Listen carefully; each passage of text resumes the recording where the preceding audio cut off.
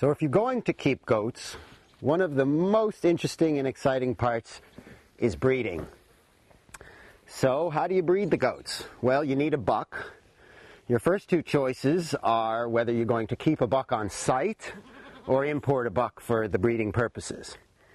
Many people enjoy the convenience of having a buck on site. However, the bucks can stink, and occasionally they grow into aggressive Brutuses, and you might not want to have one around all year. If you go looking for a buck, you might look for the breeding lines and the health. You'd be interested in what kind of history the parents had in terms of milk and meat. General conformation if you're looking for a dairy animal or if you're looking for a meat animal.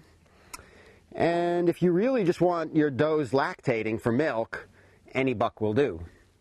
And most people who keep goats will have one around. We often like a young goat because they're small, a nice little guy who can successfully breed your does and then either be raised for meat or move along.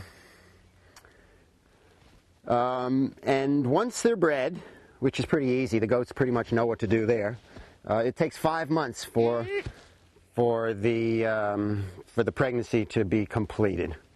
Here you can see our stud of the future.